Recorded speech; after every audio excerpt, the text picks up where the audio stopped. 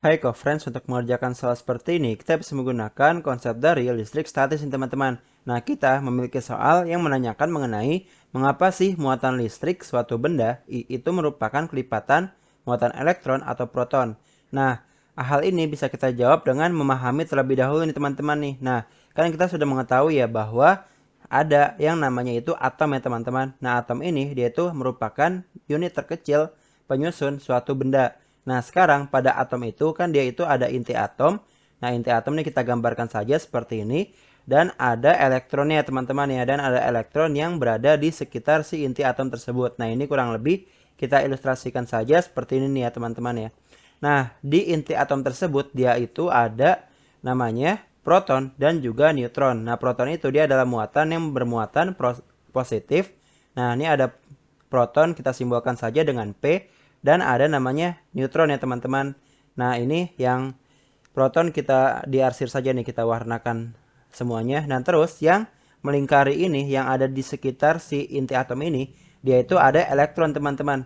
Nah, si elektron ini dia itu bebas mengitari si inti atom. Nah, si elektron ini dia itu bermuatan negatif teman-teman. Nah, itulah yang dimaksud si elektron dan juga si protonnya.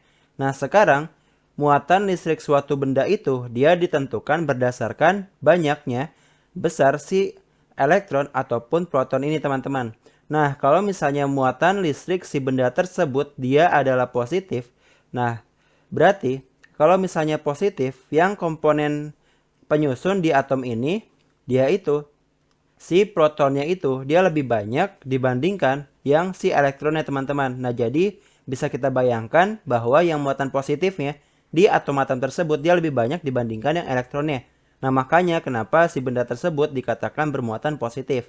Nah, sekarang hal ini juga sama ya teman-teman ya. Kalau misalnya di si benda tersebut dia bermuatan negatif, nah berarti si elektronnya itu dia sekarang lebih banyak teman-teman. Nah, si elektronnya itu dia lebih banyak dibandingkan dengan protonnya. Nah, jadi yang di atom ini dia itu muatan si elektronnya atau muatan negatif ya dia lebih banyak. Nah, makanya kenapa si benda tersebut dikatakan sebagai benda negatif. Nah, kalau misalnya netral, dia berarti jumlah proton dan jumlah elektronnya itu sama. Dan jadi dia itu seimbang ya teman-teman ya. Makanya benda itu netral. Nah, jadi untuk jawaban soal ini itu ada sebagai berikut. Dan kesimpulannya, nah mengapa? Karena besar dan jenis muatan suatu benda itu ditentukan oleh komponen elektron atau proton pada penyusun atom benda tersebut. Nah, sehingga si muatan listrik suatu benda itu dapat ditentukan. Nah, jadi inilah jawaban untuk soal berikut.